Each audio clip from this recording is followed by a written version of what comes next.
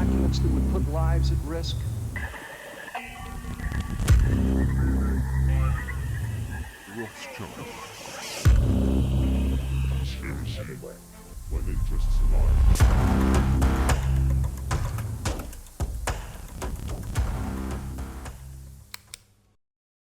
Hey guys, welcome back to the channel. Let's jump right in.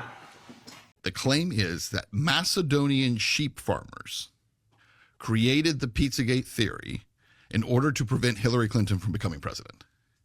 So we read this on the air, and I'm like, this is crazier than the stuff people are telling me online, right? The idea that, how would a Macedonian sheep farmer concoct this theory, and why would they concoct it, and how would they get all of Twitter talking about it, right? It was totally crazy. And so that was the theory that was kind of pushed out into the mainstream. And so at that point, I was like, okay, I'll look into it. So I get online, start messaging out, just kind of blasting out on Twitter. I'm going to look at Pizzagate. As crazy as it sounds, send me what you have. So people start sending information about it. And the first thing I find out is it's got nothing to do with Macedonian sheep farmers. Right. You know, spoiler alert. Right. Instead, the first thing you find out is, oh, these files come from John Podesta's emails. The WikiLeaks. WikiLeaks, right. Yeah, Macedonian sheep farmers concocted Pizzagate to stop Hillary Clinton from getting elected. That's such a crazy claim. I mean, I imagine the argument in there would be something about if Hillary Clinton was elected, she might institute some type of trade policy that would negatively impact, imported meat from, I don't know what you call sheep meat, but imported meat or wool from Macedonia. And so they had an economic incentive to stop her from being elected. I do believe that it's not crazy for things like that to happen. There's certainly certain candidates, certain political parties, certain administrations in the United States who are very well known for certain economic policies. And the idea that global enterprises wouldn't have some type of interest in who gets elected here in the U.S., which is one of the biggest markets in the world, I mean, that's crazy. For sure that's the case. For sure that's the case. To what extent are those parties going to impact our elections? That's where the question is. But it's not crazy to me that they might implement some type of campaign on social media, create some type of narratives to impact the vote. That seems to be something that certain parties would do. This, however, for sure is not the case. I mean, we know for a fact it came from the WikiLeaks stuff. And on Pizzagate in specific, that one is like the big one that really led to like the narrative of conspiracies being dangerous. See, this is why we need to be more careful with the things we say online and what kind of content, and be policing our content more, et cetera, et cetera, et cetera, because stuff like Pizzagate, specifically the guy who went to the pizza shop and shot the place up. One, in the years since that incident, we haven't had a lot of updates on that guy. We have lost track of him as far as I know. No one knows where he's doing his time. So that's odd. There's been a lot of question marks that have been raised about that day, and the details are now sort of called into question.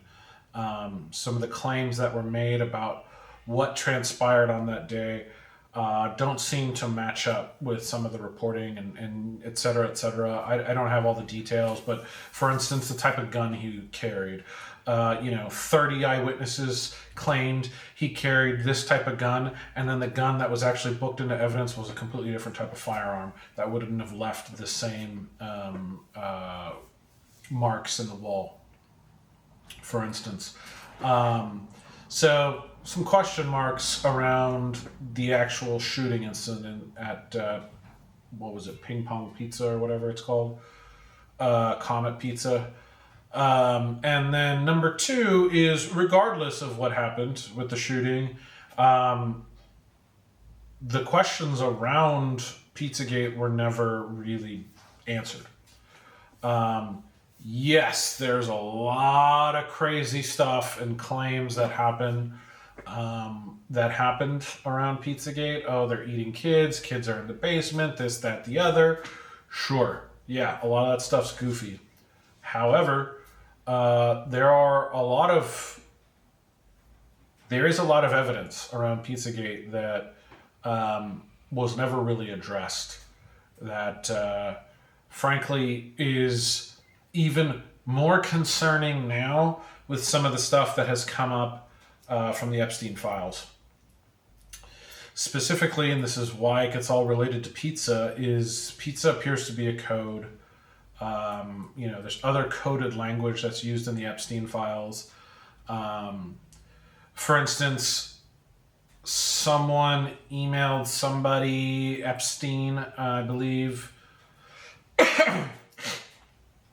someone from the White House, I think, I can't remember under what administration, emailed Epstein and said, hey, we found a handkerchief with a pizza-related map on the back. Is it yours and do you want it? What does that mean?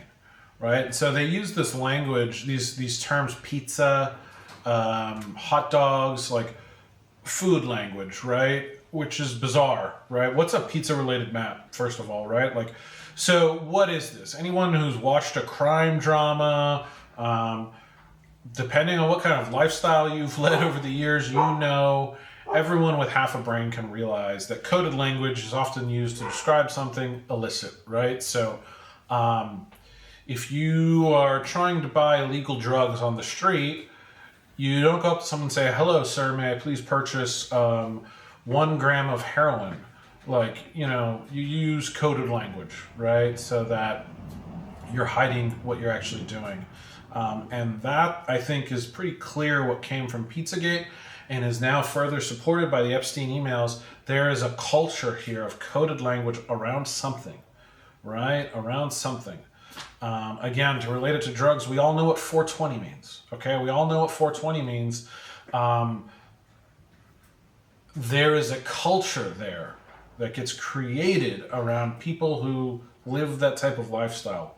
Slang, coded terms, let me get a dub, right? Like this kind of stuff. If you've ever, smoked pot, done those kinds of things, you know that a culture gets developed. Part of that culture includes language. And I think that's what we see in the Epstein emails and what we were seeing, part of what we saw in the Pizzagate stuff. And that's never, ever, as far as I'm aware, been addressed adequately to explain it away.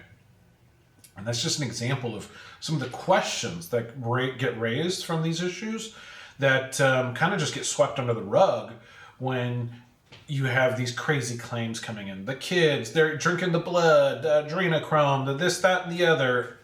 That crazy stuff doesn't help anything. Keep your stuff grounded in reality and address and seek to only address these questions, right? Because that's where something beneficial might lie.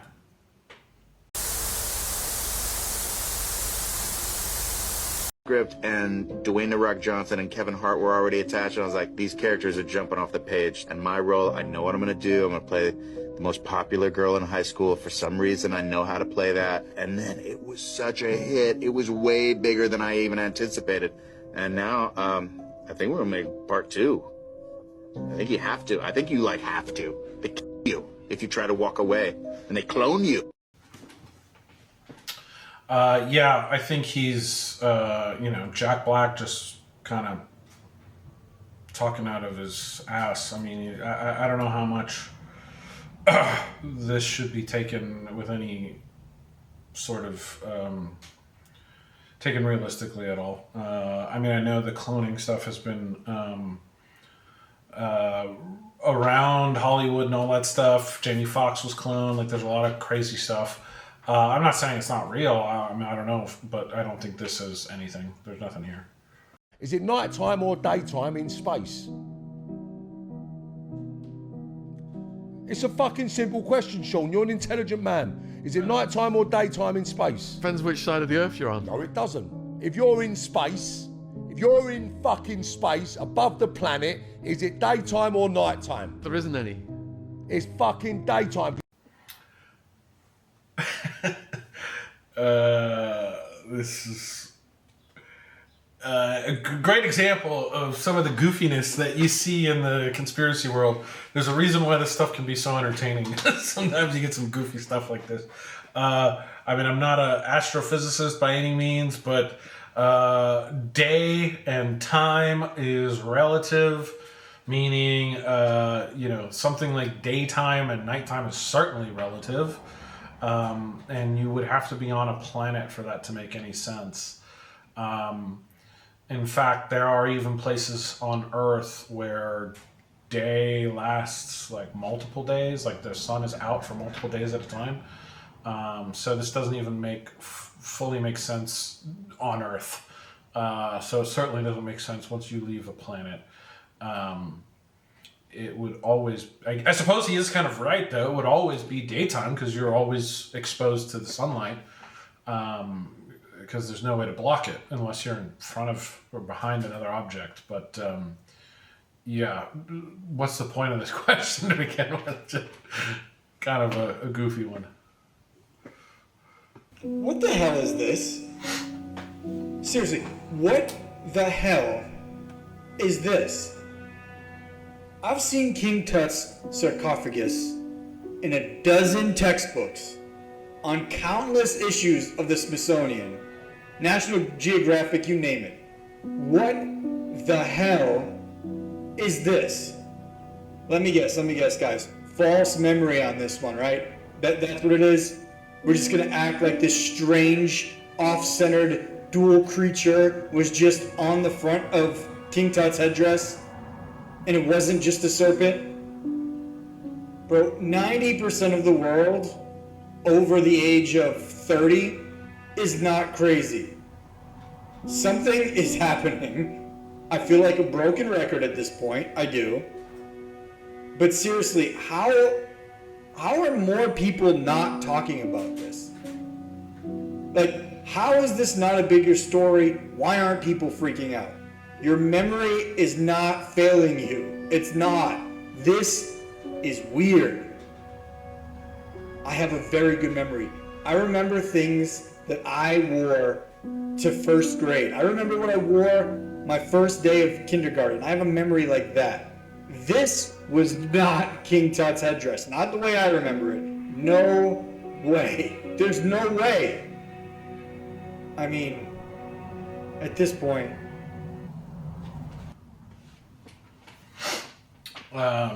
Yeah, I don't even know what he's talking about. I mean, this is such a bad example. I mean, I don't know a normal person who's like an expert on King Tut. I mean, have we all seen some type of golden sarcophagus? Yeah, for sure. But there's so many minute changes you could make to that sarcophagus and show any person who thinks they have a good memory. Like, make one small change and show it to them once a year, and they'll tell you it's the same thing that you showed me last year. You know, like, memory is just so unreliable. And I mean, this guy is making such a terrible argument here. Like, I have one of these memories. I remember what I wore in kindergarten. Whatever, man. Whatever. I hate to break it to you, Mr. Westy, you don't have a very good memory. No one does. It's not just you. It's me. It's everyone. Some of us have better memories than others. But memory, by definition, is unreliable. So if that's your argument, you've failed at making an argument. Now, I do know what he's talking about. He's talking about the Mandela effect. I agree there are some wild ones out there. This is just a really, really terrible example of it. Also, how do we even know what he's showing us as King Tut? There's nothing to verify. I don't know what King Tut's sarcophagus looks like. So where did he get this? We have no... this whole argument just frustrates the hell out of me because it's so poorly done. But the Mandela effect is super interesting. If you've never heard of it, it's how it's like there's collective memory shifts or changes. Some of the big ones are Looney Tunes. How do you spell Looney Tunes? Toons or Tunes? I always remember tunes, Toons, like cartoons, but it's actually Tunes. Another one is Fruit Loops. Another one is like Bernstein Bears. Fruit of the Loom. The Fruit of the Loom logo is supposed to have this cornucopia. It's like this big brown thing that's kind of behind the fruit. Never had that. A lot of us remember it having it. Sinbad in that movie with the genie. That never happened. So there's these memories that people have that apparently we all sort of have a collective delusion. And the argument there is what's going on with that. Some people think, yes, CERN sent us into another timeline, whatever. The timelines might be merging. There's a lot of different stuff going on. I don't know that any of it is particularly compelling, frankly. But it does feel like something's going on. There's something weird there. I have memories that are very distinct. Like you feel like you really remember something, and it's totally different. It'd be one thing if it was just me, but when a bunch of other people remember the same thing, you go, "Man, are we all wrong?" It's kind of wild. I do think it's easy for people to misremember something, and if I misremembered for a specific reason, it's likely that other people are coming up with the same logical conclusion to fill the memory gap, right? Your brain tries to reproduce the memory as well as it can and does so with imperfect knowledge and then fills the gap with logic and reason. And so Looney Tunes makes sense, right? Like it's a cartoon, so it would make sense that it is Toons. So that may just be my brain making up for, imperfect memory. So I think, there's probably a really good explanation for a lot of these, but they're fun to think about. And there's a bunch of them out there. There's a ton of them out there. If you've never looked into Mandela effects, definitely go spend an hour down that rabbit hole because it's a lot of fun. His story of what the Greys are is that they used to be a parallel reality version of Earth. They used to be human. They destroyed their world. They had to mutate to survive into what we now see as the Greys. They lost the ability to reproduce. They had to shift into other parallel realities where human DNA was still viable, like ours, and use that to create hybrids to perpetuate their culture. Has this come to you in bits and pieces over the years? Was this an early... No, he did lay this out a few years ago, but more and more detail has been coming out over the years about why this is happening, how it's happening, and why they're helping us. They're noticing we're making the same mistakes, and they don't want us to have to make the same mistakes and do the same thing that turned their reality into the Greys. Humans are trying to figure out right now how to coexist on a planet that has shared resources, and we cannot for the life of us work collectively as a species. Right. Big problem when the survival of the species requires global cooperation. Yes. And that's one of the reasons I think we're about to have open contact. Yeah, I've heard these kind of arguments before in the past. They're us from the future, they're us from a different universe. Certainly interesting. The problem with UFO stuff, let's put it all in context first, right? I think, one, if you think human beings are the only life in the universe, you're probably wrong, just statistically speaking, with how big the universe is.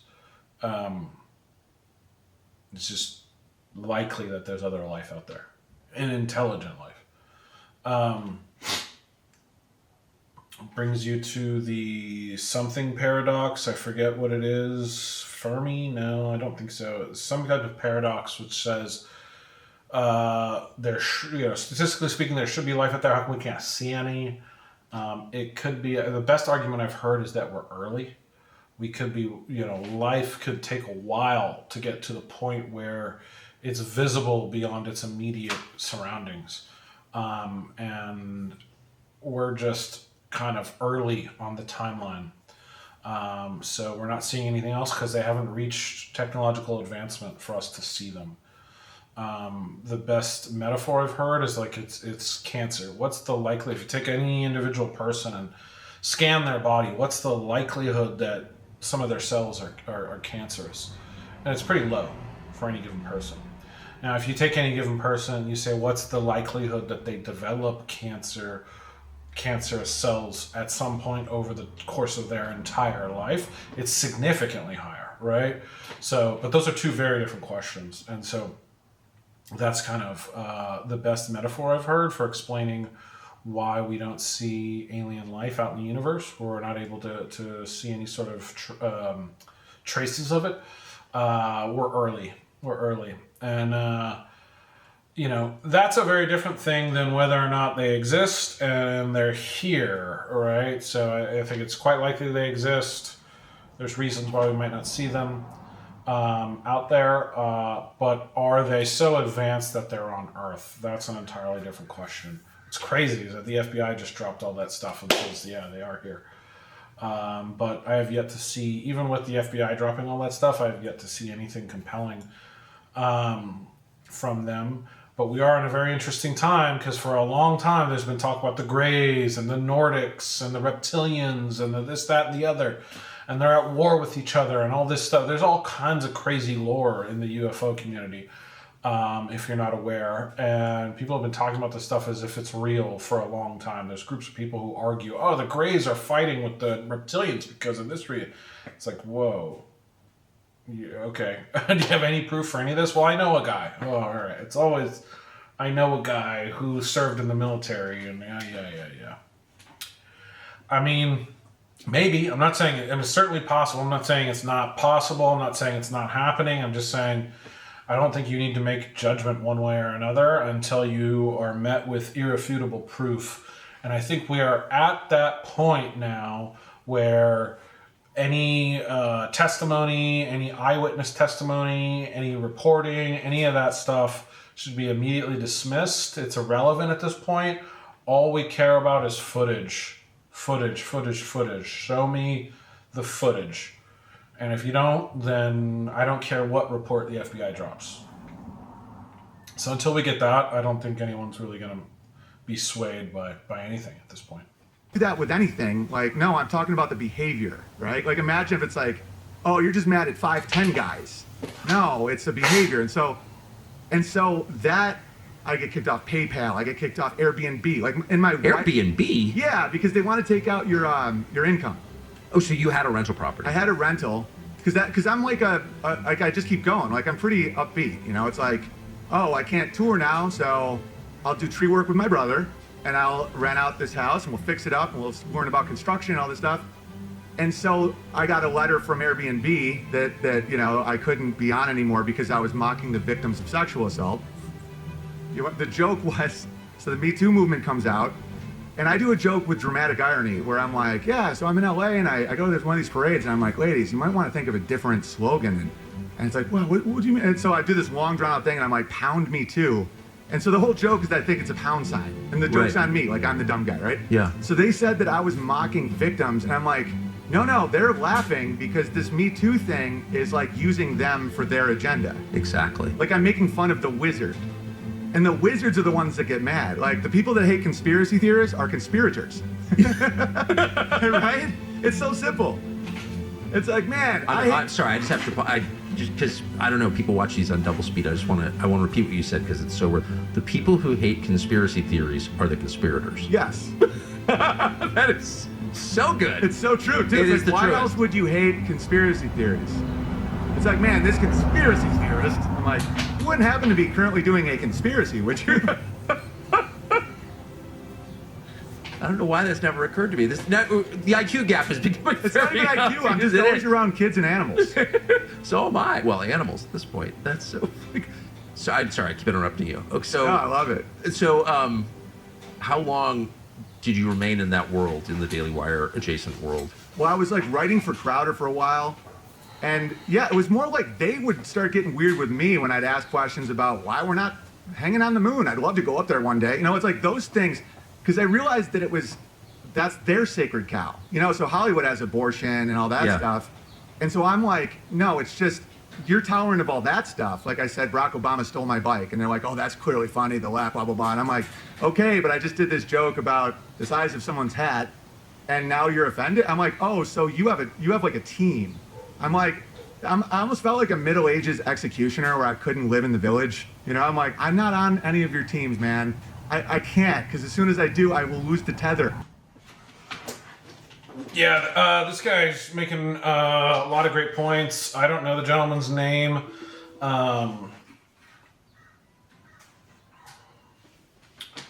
Yeah, this guy just made a lot of really great points. I don't know this gentleman's name. I have heard people commenting about this podcast recently. I've heard really good things. I know Tucker can be kind of controversial for some people. I don't frankly know why. You don't like him, that's fine, but controversial, I don't understand, but whatever. I think he's making a good point there, and I'm going to echo it. Like, I'm not on your team. I'm not on either team. And if you're still playing for a team, I think you kind of don't get it, right? Like, it's one thing for Steven Crowder to play for a team because that team pays him, right? Steven Crowder's making a lot of money to advance certain narratives. And if you're just parroting those narratives and no one's paying you to do it, you're kind of what you would call a useful idiot. Doesn't mean you can't have opinions. It doesn't mean you can't be swayed by certain narratives or also prescribe to certain narratives without getting paid. Just saying, to get so upset over it, you're going to try and cancel people or whatever. It's a little silly, regardless of whether you're on the right or the left. So politics aside, though, I think the point that he said that's really worth repeating is, if you don't like conspiracy theories, you're a conspirator. That, to me, is very, very well said. And I think, this is a point I will probably continuously return to throughout the course of this channel, is the idea of agent provocateurs. This is something that we know. It's not a theory, it's a fact. The government has planted what they call agent provocateurs with certain protests. They did this in the 60s all the time. They did it with the Black Panthers. They did it with a lot of these different organizations where, okay, here's a protest. We're going to send a double agent in, someone who's undercover, into the protest to then sort of rile people up and try and turn the protest violent so that we can sort of have a violent reaction and shut it down. The concept of this is called an agent provocateur. I think it happens with narratives as well. So conspiracy theories come up, and in order to dissuade people from whatever ideas they're discussing, they send people in to talk about more wild shit. So it's not pedophilia, it's they're eating the kids and drinking their blood, right? Like, that's what it's about. And then now people go, what? You're one of these crazy Pizzagate people?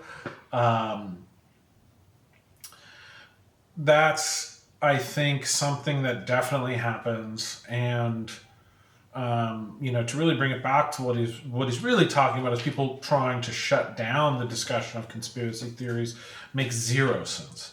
And you really should be very clear at this point that anyone trying to censor that type of speech is likely benefiting from that censorship, right? In the sense that they're the ones in power and they don't want you challenging that power. Free speech is the most powerful tool we have at our disposal. And to police it in any way is extremely dangerous. And is there potential for people to get hurt because of words? Yeah, I'm not saying words don't have power. They do. That's definitely the case. But any world we create where censorship is agreed to and allowed is going to be worse than the one where it's disallowed. Censorship is one of the most dangerous things in the world. Ideas are not dangerous except to those in power. And so them trying to shut you down from discussing certain ideas is them trying to stop you from challenging their power. And so you should be very on guard against that. And I think this is the best way to say it. If you don't like conspiracy theories, you're a conspirator. Very well said. Notice how there are no cables from here to here or here to here. You might ask, why is that important? Here's why. The reason you will never see these cables connected is because look how far the distance is from 1 to 2 and 2 to 3, and the vast distance from 1 to 3. But Ryan, what about these cables here? Oh yeah, you mean the short distance right here? But you might ask yourself, Ryan, why is that important? Over 99% of the world's internet traffic, including international phone calls and data transfers, rely on cables. Not satellites, cables. Y'all, pull up any map of sea cables and you will see that none of these touch. Because we live on a flat, geocentric plane, just like the Word of God says. In Revelations 29, and they, talking about the angels, went up on the breadth of the earth. What is that? That is Strong's G4114. Breadth meaning plateaus, has a root word, breadth, suggesting great extent. Let's look up this root word plateaus. G4116. G4116 says plateaus, spread out flat. Spread out flat. Man, I know I probably shouldn't come down so hard on this stuff because unfortunately there is a lot of people out there that watch conspiracy content that really buy into the flat earth stuff, but I just cannot, man. This is just one of the worst segments of the conspiracy community, if it is a community, but and this is such a poorly done argument. I have no idea what this guy is trying to say even. I really enjoyed the first part of this video because he's right in that a two-dimensional depiction of the Earth is imperfect, especially the map that we're used to seeing distorts size and distance and all kinds of stuff, and it's all messed up. And it leads you to think that, you know, certain things that are not true. And then he showed that other map where the distances were a little bit more accurate, I assume. And it was clear why certain cables don't exist between certain countries. So he made a perfectly good argument there about how it's distorted based on how you depict the map. And that is supposed to support the flat earth argument. I really miss why he included that. I think his point was to say that why are we using cables instead of satellites? And we're not using satellites because the earth is flat. I think that's his argument. But the whole thing that he went to in the beginning was showing the distorted distances on the map. It kind of supports the argument that the earth isn't flat. I don't think he realized what he was doing there. And look, I'm not an anti-religious person, and that's perfectly fine if you want to justify your beliefs using religion, but it's not a comprehensive system. Even if you are a religious person, you need to realize that if you're going to engage with people who aren't religious, you should try and use a different strategy to convince them. And it's also a good exercise for yourself to challenge yourself in your own ideas. It doesn't mean because you argue with science and math that God doesn't exist, right? God is sort of a trump card where you could always say God speaks in the language of science and math. Math is the language of God. I never really understood why the religious folks didn't just lean on that argument. because it's a perfectly acceptable one. Being that God would be omniscient. So, the religious argument is not sufficient, especially not sufficient for flat Earth. And listen, flat Earth, you flat Earth types, you got to realize, like, there is a whole system out there that describes the way the universe works, right? It's not just the Earth is round. It's stars, it's gravity, it's mass, it's black holes, it's all kinds of stuff, right? There's a massive system there that is well described and well documented and well supported by multiple parties, right? And if you're going to try and displace that, you need to displace it with a comprehensive system that does all of the same things that one does. You can't just point at one little argument and go, oh, see, this is wrong, so the Earth is flat. This is a terrible example of an argument that does that, but there are some much better examples, like some of the NASA footage was faked. There still appear to be dropping fake footage in some instances. I've seen stuff where they're like floating around and then there's a glass of water sitting on the table that's not floating. So if you find something like that and go, see, they're faking footage, the Earth is flat, right? You haven't built a fully comprehensive argument. The footage might actually be fake, and I do agree that in some cases it is. Doesn't mean the Earth is flat, right? Because you haven't built a comprehensive system to demonstrate that it's flat. You don't have the evidence. And even if you do have some evidence here and there, it's not sufficient to displace all of the tremendous evidence that we have to suggest that the Earth is not flat. So this one was just a very poor example of the flat Earth argument, unfortunately. There's much better ones out there. So really challenge yourself to try and argue these things a little bit better. It'll help you sharpen your own thinking. Watch this. The idea that you feel unsafe in the United States of America because you disagree with the current administration on a issue that 70% of Americans agree with you on. We need to stop the wholesale murder of a population in Gaza. Whatever you think about my father's policy as it relates, I always say to people, one thing he didn't do? He didn't greenlight to turn Gaza into a Trump golf course, with the maitre d' being Jared Kushner, with $4 billion in Saudi money. It's despicable. Despicable. Yeah. Despicable, tasteless, indefensible.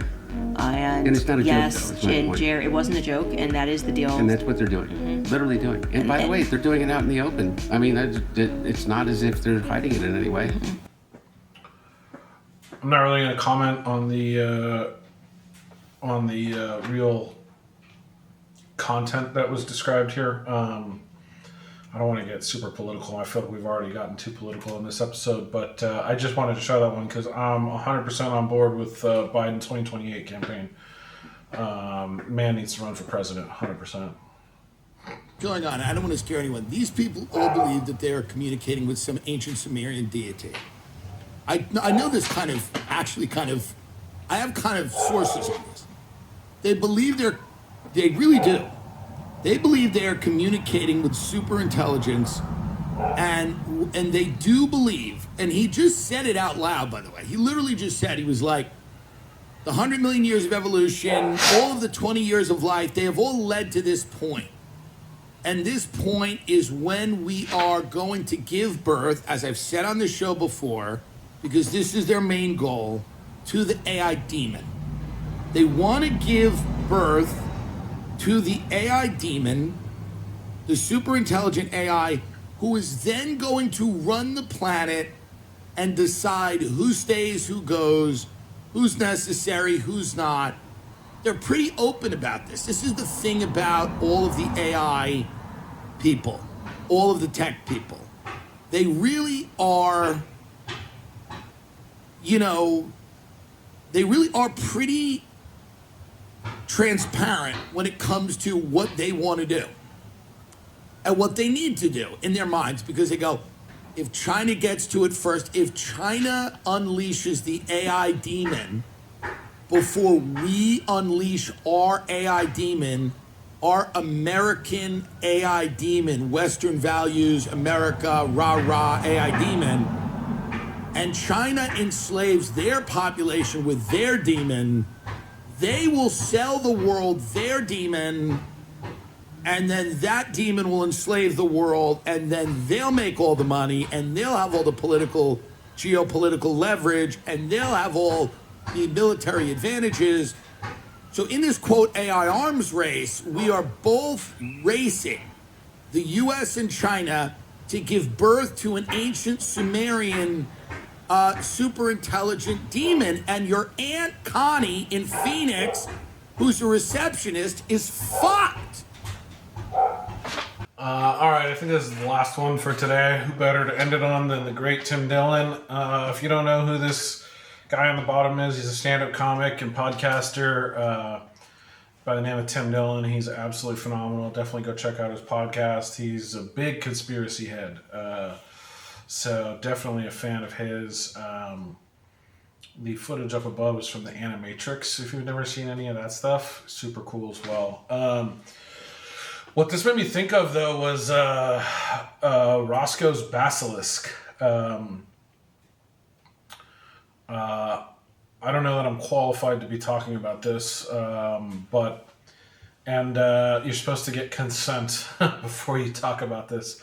So if you continue to watch this video, you are giving your consent to know about Roscoe's Basilisk, because once you know about it, there's no going back. It's just the mere fact of knowing of this. This is and I should say this is a philosophical thought experiment. And once you know about it, you are subject to it, and so it requires consent. So keep watching at your own discretion. But Roscoe's Basilisk is the idea that one day an all-powerful AI will exist, and it will be able to perfectly simulate the past and every aspect of it, and being able and will be able, and therefore will be able to determine which humans were active participants in creating this all-powerful AI and which humans were not. And those of us that didn't help create the AI god will be executed or tortured endlessly or something like this. And so therefore you should support the creation of AI. This is Roscoe's Basilisk. It's kind of a goofy one. But yeah, these Silicon Valley types, these super tech gurus, I grew up in Silicon Valley, actually. The culture it's a weird one to say the least. There is a superiority complex with a lot of folks in this area. And so it's not unrealistic to me that, with the general culture, fucking Steve down the street thinks he's fucking superior just because he grew up in the Bay Area. Let alone a billionaire from Palo Alto, right? So it wouldn't surprise me that there is some of that going on. Peter Thiel specifically has some pretty wild ideas out there. There's another guy in specific, I can't remember his name. He started some society. Anyways, there is a lot of wild philosophies and ideas around some of these people. And the idea that they're trying to do something, conjuring an ancient Sumerian demon, who knows, but they most certainly are trying to reach supremacy, right? I mean, all you have to do is look at Google, right? Google dominates search. It's essentially a money printing machine. And if you can be the next Google in whatever the next search is, right? Whatever that next industry is going to be, and it's been a number of things over the years. It was AR and VR and crypto and a lot of different things have popped up over the years thinking this is going to be what defines the future and the way the internet has really defined our current day. If you become the Google of whatever that next innovation is, you really have a money printing machine and kind of control the industry, sort of set the tone. And so I think that's realistically what they're all really chasing after. But I think what Tim Dillon, this podcaster, is really getting after, sort of subtly, is the lack of morality in that endeavor, right? These guys don't care about the impact it's going to have on society. They don't care what it's going to do for you or me or Joe Blow or whoever, right? The impact to society that AI may or may not have is irrelevant to these people. All they care about is controlling it and benefiting from it. And that is what's really important to remember. So, like I said, we're going to end it there for today. No better way to end it than with the great Tim Dillon. Thank you guys for tuning in. Please like and subscribe to help support the channel. Let's grow this thing up, you guys. We will be back tomorrow with another one. We'll see you then. Thanks.